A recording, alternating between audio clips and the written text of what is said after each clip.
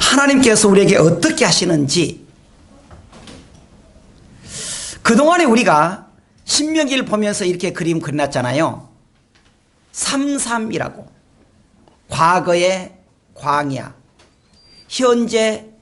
과거의 애굽, 현재의 광야, 그리고 앞으로 갈 미래 땅, 약속의 땅, 가나안 땅.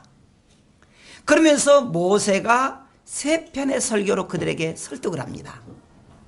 근데 지금 어디냐 그러면은 저 정착이라 되어 있잖아요. 제일 끄트머리. 그래서 여기에 보면은 이 모세가 먼저 1장부터 4장까지 그동안의 회고를 다 해요. 그리고 5장부터 26장까지는 이제 저 가나안 땅에 가서 무엇을 할 것인가, 거기에서 계속적으로 교육을 시켜줍니다. 교육을요. 그 교육이 뭐냐 그러면 율법을 교훈하는데 5장부터 11장까지는 언약의 신앙을 말해요. 그리고 12장부터 16장까지는 종교적인 규정을 말하고요. 17장부터 26장까지는 사회적 규정을 말하는데, 우리가 그 사회적 규정에서도요 17장 18장은 공직자에 대해서 우리가 지난 시간에 봤습니다.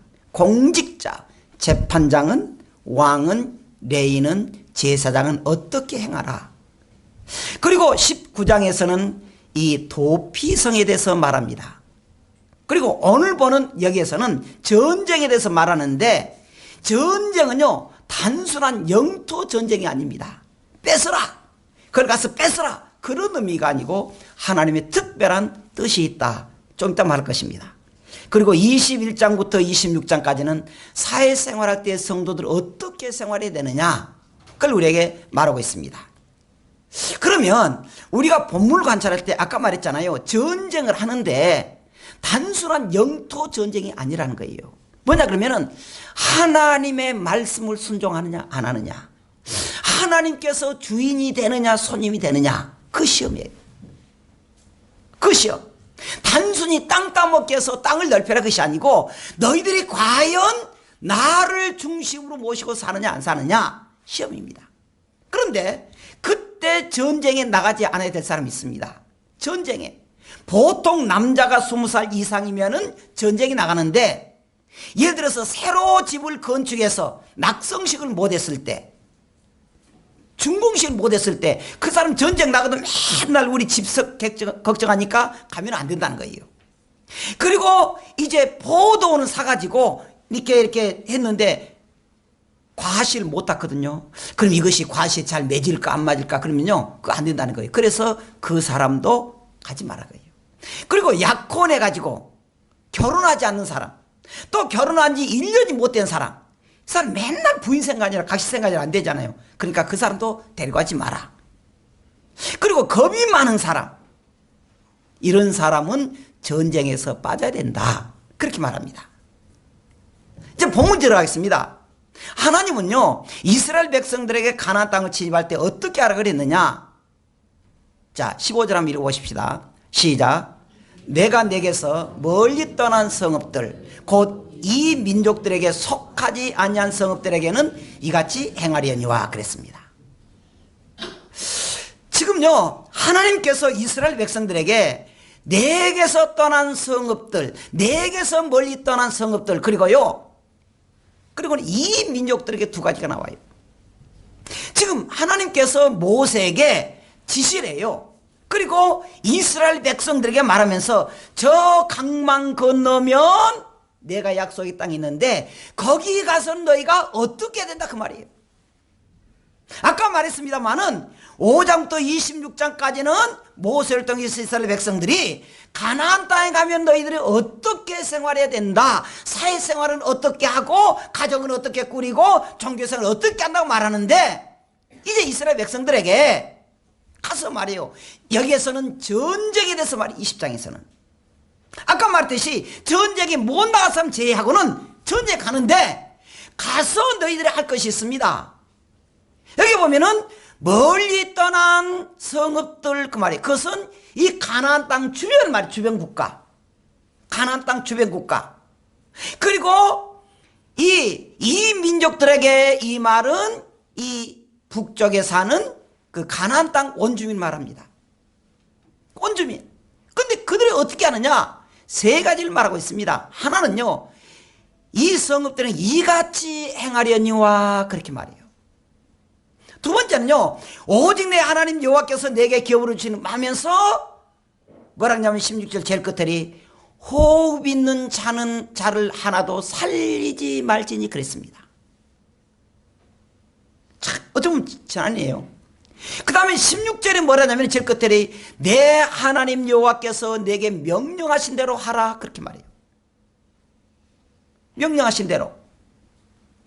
자, 우리가 여기에 보면 하나님께서 어떻게 하느냐, 앞으로 싸울 그 원주민들을 어떻게 하느냐 좀 잘 보세요. 하나님께서 모세를 통해 이스라엘 백성들이 뭐라냐면 내가 너를 위해서 저 가나안 땅을 마련해 주겠다. 그런데 가는데 가서 이렇게 해라. 뭐냐? 숨을 쉬고 있는 모든 사람은 죽이라는 거예요. 사람은 어떻게 할까요? 사람도 죽이라는 거예요. 여자는 어떻게 할까요? 죽이라는 거예요.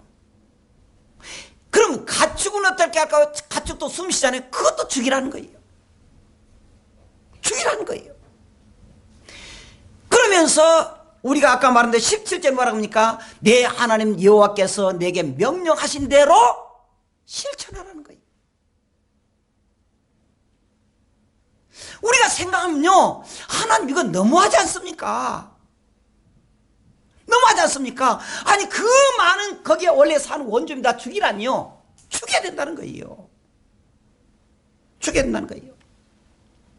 자, 그러면요, 우리가 여기에서 아까 말한 대로 이같이 행하라, 호흡 있는 자 죽이라, 그리고 명령하신 대로 또 하라 그랬잖아요.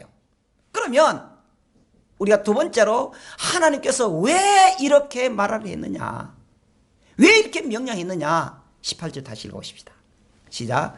이는 그들이 그 신들에게 행하는 모든 가증한 일을 너희에게 가르쳐 본받게 하여 너희가 너희 하나님 여호와께 범죄할까 함이니라 그랬습니다. 지금요, 하나님이 뭐라냐면은 저 원주민들, 내가 너희를 인도할 터인데 저 가나안 땅을 내가 예배해뒀다, 그 원주민들을 다 죽여라. 여러분 기억해야 될 게 있습니다. 죄성에 있는 것은 절대 죽이라는 거예요. 우리도 마찬가지입니다. 교회는 다녀도 거듭나지 않은 영혼, 교회는 다녀도 끝까지 내 고집대로 사는 영혼 죽이라는 거예요. 사람 죽이라는 게 아니고 내 마음 품성을 죽이라는 거예요. 품성을. 왜 그랬느냐? 두 가지 말합니다. 먼저는요, 그들이 죄가 너무 컸기 때문에. 그들은 원래 어떤 사람입니까? 원래 원주민은 다신사상에 빠졌습니다. 즉 말해서 이 잡동사의 신을 너무 많이 섬겨요. 바알 신을 섬기고, 바알은 뭡니까? 그 가축을 섬기고, 아소다라 선을 섬기고, 또 하늘 왕후를 섬기고, 엘리라는 선을 섬기고, 신을 섬기고, 막 하나님은 섬기지 않는데 오만 신들이 많습니다. 신짬뽕이에요. 그들이 있기 때문에 그들을 인종 청소를 해야 된다. 두 번째로, 너희들이 가면 그들을 본받아서 너희들이 탈할까 두렵다는 거예요. 제가 가끔 말했잖아요. 사람이요, 유치원 가서 아니면 어린이집에 가서 아이들이 배운 거 뭡니까? 욕부터 배워요. 집에서 부모님들이 애야 너 어린이집 가면 유치원 가면 너 욕 막 해라, 선생님한테 막 욕하고 안 가르쳐요. 절대 그러지 마. 너 욕하면 안 된다, 친구 싸우면 안 된다. 그런데 이상한 게 배워온 것은 물론 다른 것도 배우지만 욕도 배워요. 여러분, 이스라엘 백성들이 그렇게 하나님께서 저 가나안 땅에 가면은 죄를 죽이라고 말했는데, 사람 죽이라고 그랬는데 그들 어떻게 했습니까? 다 죽이지 않았어요. 다음에 이제 그들이 생활 살피면 아는데, 그들이 하나님께서 그렇게 이 광야 40년 동안 훈련시키면서 뭐라냐면은 철저하게 저 가나안 땅에 있는 것들을 다 죽이라는 거예요. 죽이라는 거예요. 사람도 사람도 죽이라, 짐승도 죽이라, 하여간 숨을 쉰다고 하는 거 다 죽여라. 근데 이스라엘 백성들이 다 죽이지 않았어요. 왜 그래요? 인정 때문에. 근데 그 결과 어떻게 됐느냐?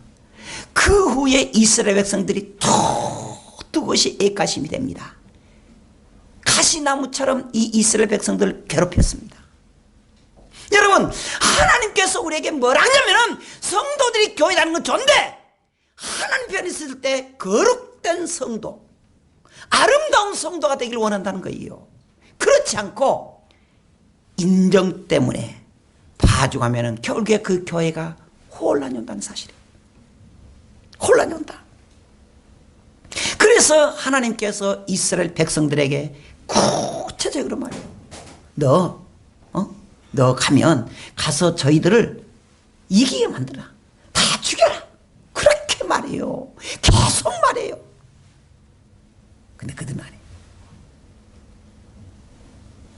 우리가 어쩔 때 보면요, 인정 때문에 넘어진 것이 너무 많습니다. 인정 때문에. 그런데 그것이 올무가 된다는 사실이에요. 세 번째로, 하나님의 전쟁 중이라도 수목은 어떻게 하라 그러느냐. 19절 이렇게 말해요.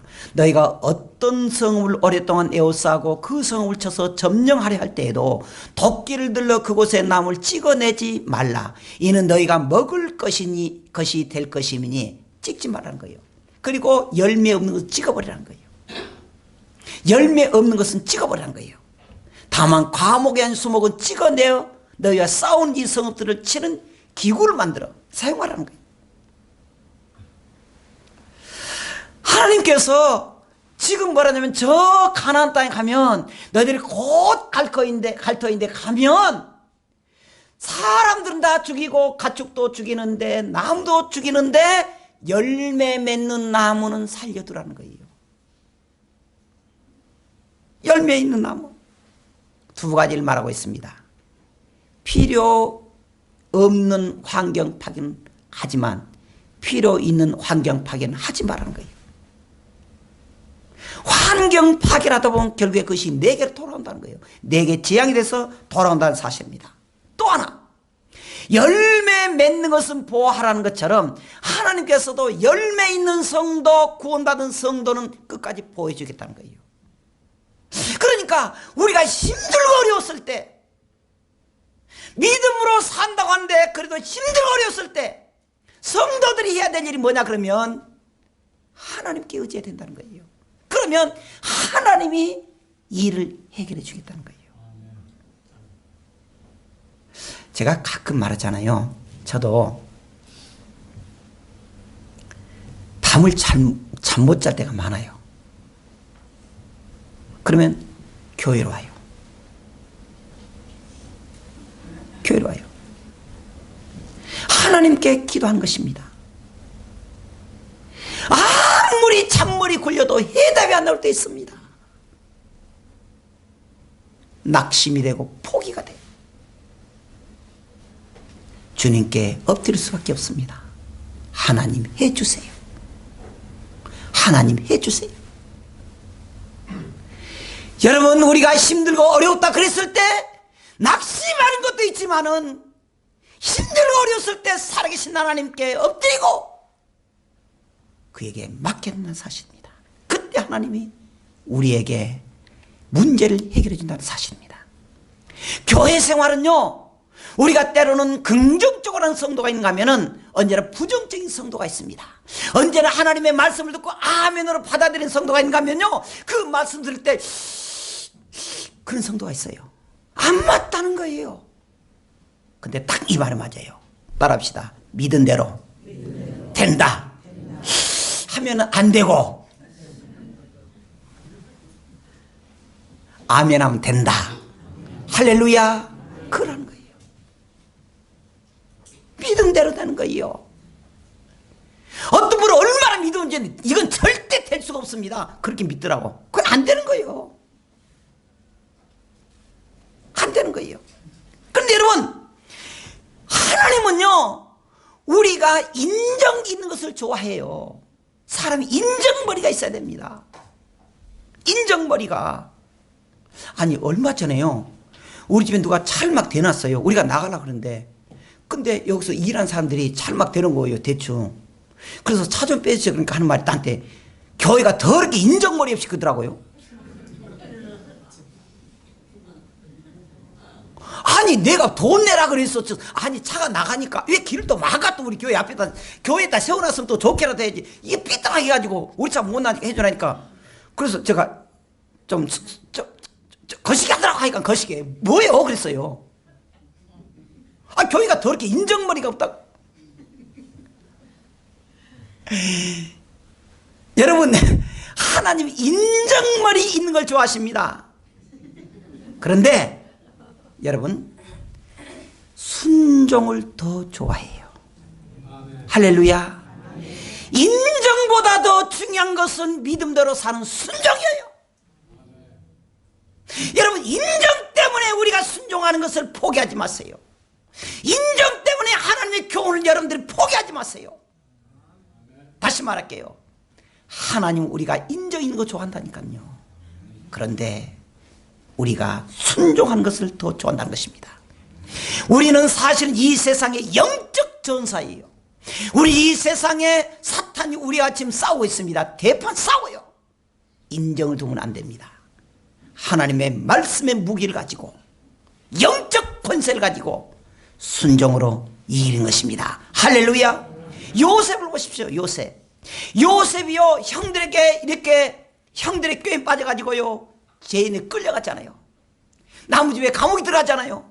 야 그때 말이죠 여러분들 하나님이 감옥에 들어갔을 때 하나님 짠 하고 내줬으면 얼마나 좋겠습니까? 근데 감감무소식이에요. 형들이 요셉을 팔았을 때 그 웅덩이에 들어가서 죽으려고 그랬을 때 하나님 그때 나타나서 구해주지 않습니다. 구해주질 않아요. 그런데 요셉은 그런다 할지라도 하나님을 원망하지 않았다는 사실이에요. 원망하지 않았다는 사실이에요.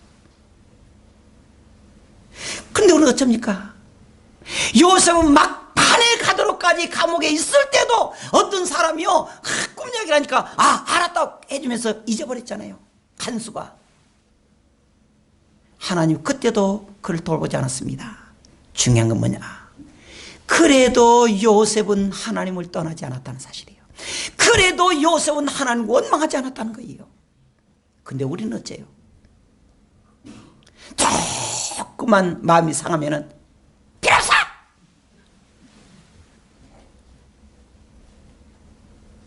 목사님 뭐 그래 목사님이 그런 것 같구만 난 안 그래요. 여러분들 그럴 줄 믿어요. 여러분들 절대 안 그럴 줄 믿지만 목사님 어떤 처지도 난 가만히 믿습니다 하고 있지 나는 목사님 안 그래 뭐 그럴 줄 믿지만 우리 심정 우리는 오늘 또 많은 갈등 속에서 힘들고 어려웠을 때 살아계신 하나님 만나는 것입니다. 살아계신 하나님 붙잡는 것입니다. 그리고 그 하나님께 우리가 기도함으로 문제를 해결하는 것이란 말이에요. 할렐루야. 여기까지 하겠습니다. 오늘 말씀의 내용이 뭐냐 그러면 하나님의 말씀에 철저히 순종하라는 거예요. 우리의 생각을 우리가 하지 말라는 거예요. 어떤 변명도 하지 말라는 거예요. 어떤 의미로 우리가 생각하면요 사실 사람 죽이라는 것은 너무 불쌍해요. 근데 하나님께서 뭐라고 합니까? 믿음이라는 것은 육신의 정욕, 안목의 정욕, 이생의 자랑 포기하라는 거예요. 주님이 요구하신 것을 우리가 받아들이라는 거예요. 홀만 헐뜰한 사람은 1850대 이 그림을 하나 그려놨습니다. 저 그림은 그렇게 좋은 그림이 아니죠. 어두컴컴하고 말이죠. 근데 저 앞에서 있는 사람이 누구냐? 예수님이에요. 거기에 보면은 뭐 새도 있고 박쥐도 있고 아주 지저분한 사람입니다. 지저분한 지역이에요. 그런데 그 망해가는 그 집에 예수님이 문을 두드리고 있습니다. 이 집이 뭐냐? 우리 사람을 가리켜요. 문은 뭐냐? 우리 마음을 가리킨다는 거예요. 예수님이 계속적으로 문을 두드리는데 그 밖에 보면 문고리가 없습니다. 안에만 문이 있다는 거예요. 문고리가. 근데 이 사람 문을 끝까지 열질 않아요. 뭡니까? 내 마음이라는 거예요. 우리가 아무리 하나님의 말씀을 말하고 우리가 사랑하고 용서하라 그러는데 우리 그 마음에 열리지 않는다는 사실이에요. 그때 주님은 슬피 문을 두드리고 있습니다. 두드리고 있어요. 얼마나 우리가 문을 잠가버리고 주님 앞에 주님 밖에 서 있음에도 불구하고 그 문을 열어주지 않는 우리가 아니냐 그 말이에요. 우리는 이 시간에 그 문을 열어야 될 시간입니다. 열어야 될 시간이에요. 내 고집의 문을 열으세요. 내 섭섭한 것을 열으세요. 그리고 사랑으로 대줘야 됩니다. 사랑으로.